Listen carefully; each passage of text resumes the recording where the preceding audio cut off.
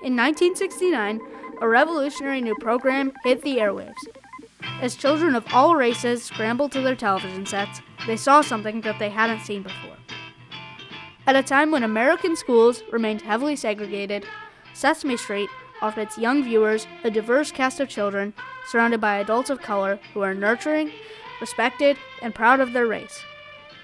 Such a revolutionary hidden curriculum drew a wide range of reactions. Some finding the show too progressive, others finding it not progressive enough, and inspired the reforms of a new generation of children's programming. From its revolutionary roots, heated reaction, and the reforms it inspired, the history of Sesame Street shows how the battle to desegregate America's schools wasn't just fought on the steps of school buildings, but over the airwaves as well.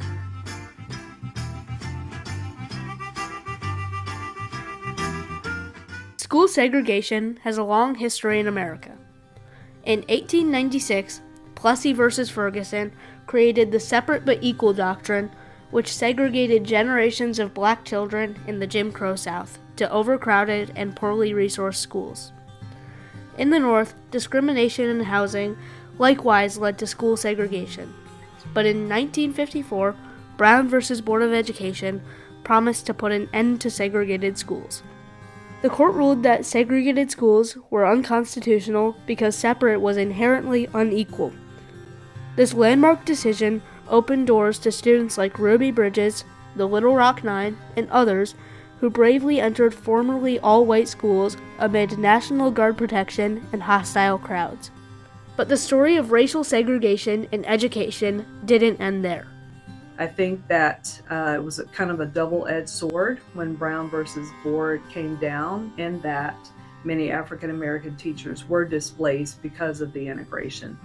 Elsewhere, many schools simply defied the Supreme Court with delaying tactics, forcing the court to rule again in Alexander versus Holmes in 1969, 15 years after Brown versus Board of Education, that, effective immediately, no person is to be effectively excluded from any school because of race or color.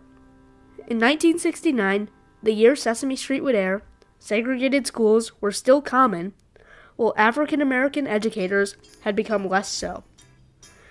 Into this fight over racial segregation in education, Sesame Street was born. From the start, Sesame Street was created with black children in mind and imagined as a tool for racial uplift. And we were heavily influenced by the national dialogue on the gap that was being created in schools. We weren't so worried about reaching middle-class children. But we really, really wanted to reach inner-city kids badly. It was hardly worth doing if we didn't reach them.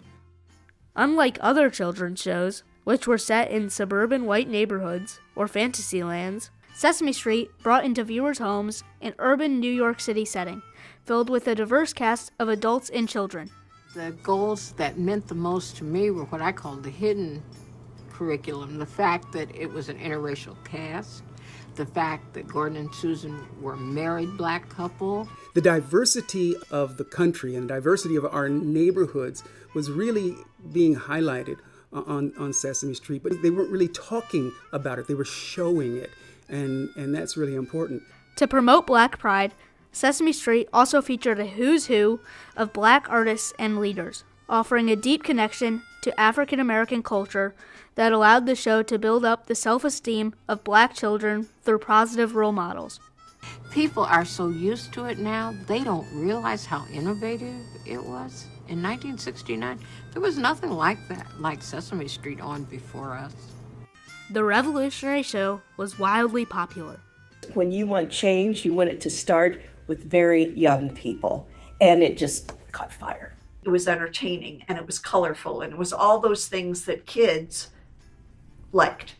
Nonetheless, when Sesame Street debuted in 1969, the public television channel in Jackson, Mississippi, refused to air it. In the 1960s, arch segregationists controlled Jackson's airwaves.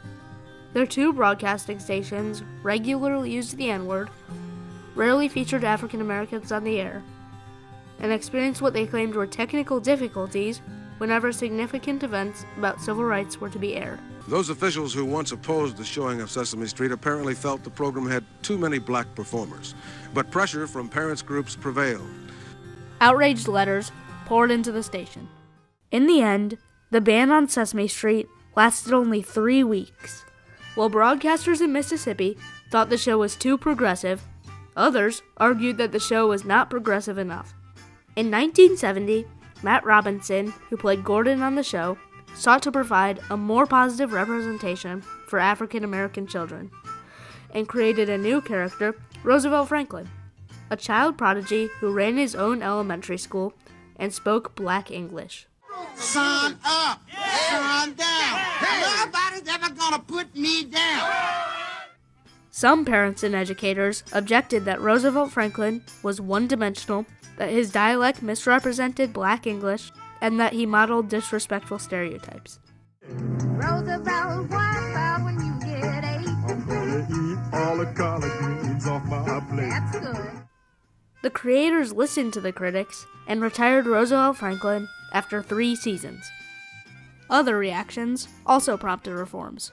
When Chicano and Puerto Rican activists protested Sesame Street for having no Latino representation, Sesame Street brought in a Latin American advisory committee and 2 new characters, Maria and Luis. In 1972, after a letter-writing campaign by the National Organization for Women described Sesame Street as a world virtually without female people, Sesame Street added new characters and transformed Susan from a homemaker to a public health nurse. The lessons they were teaching the real world, they were also learning themselves. Sesame Street also inspired reforms across early childhood education and children's television.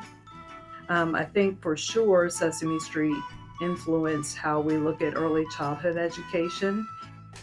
When I was a kid, there wasn't much diversity in children's shows. I believe it's difficult, if not impossible, to develop a healthy self-image without seeing oneself represented in popular culture.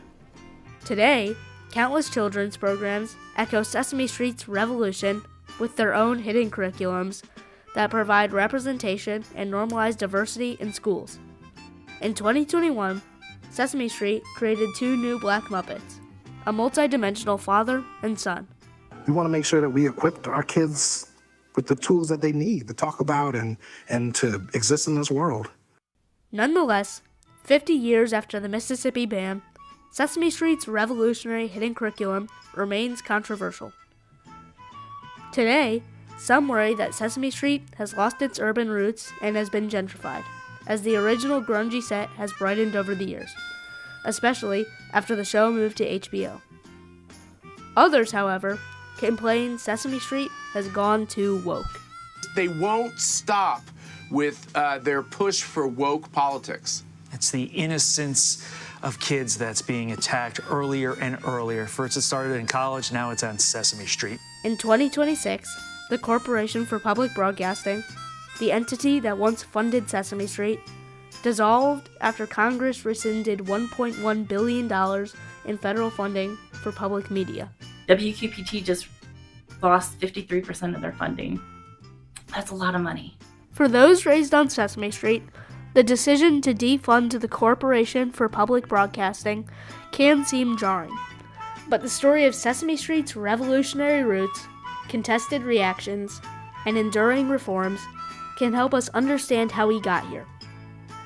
Emerging alongside the civil rights movement, Sesame Street was a part of a larger effort to desegregate American education. Its hidden curriculum of multicultural inclusion taught more than just numbers and letters. It helped children of all races learn self-worth and mutual respect. The question, "Can you tell me how to get to Sesame Street?" remains unanswered, but it has inspired generations to keep striving for a more inclusive world.